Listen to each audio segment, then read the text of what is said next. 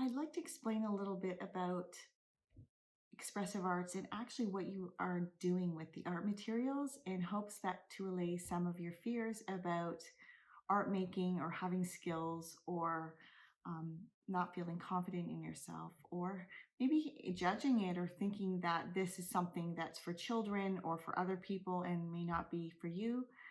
So, wanted to first say that I have a mentor who uses expressive arts with veterans in their trauma, and finds that it's a great healing form to use because, again, often especially in trauma and even in grief, there are often not words to express what you're feeling. So, it's just one example, but I wanted to specifically go through some of the expressive forms that you may use and you talk about ways in and ways that you could get around possibly concerns about what it might look like and whether you can make art look good.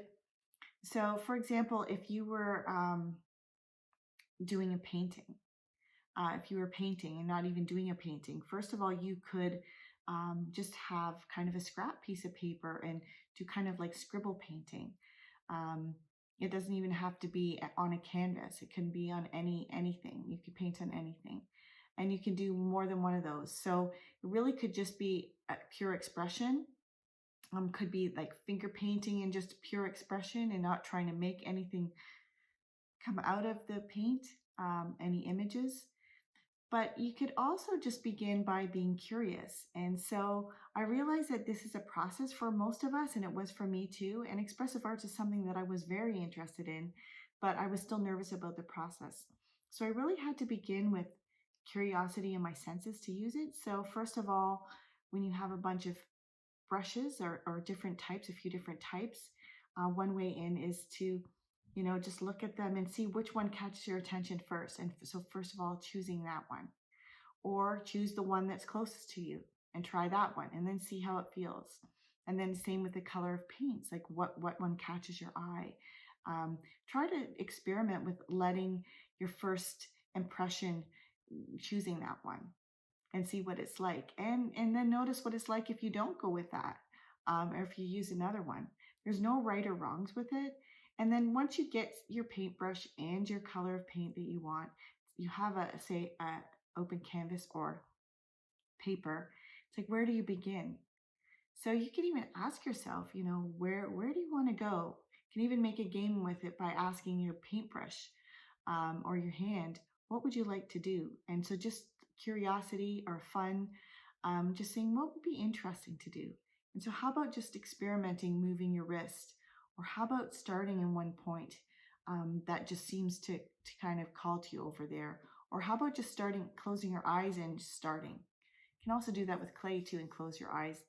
There's many ways to get in to try to get over that hump or that fear of that you're not good enough or you don't know what you're doing. And then once you're in, trust that there's another step that's going to come, because if you had the first step, then there can be a second step, just the same, using the same process. And so another way that you could come in is to begin with some writing, or sometimes what I call is a brain dump. So you would just get paper and pencil or any colors, anything you want to write with, and just time yourself for 2 minutes and just write continuous writing without stopping, and let anything that's in your mind literally dump out onto the page through the pen. And that can be a way to warm up. You can also warm up with movement.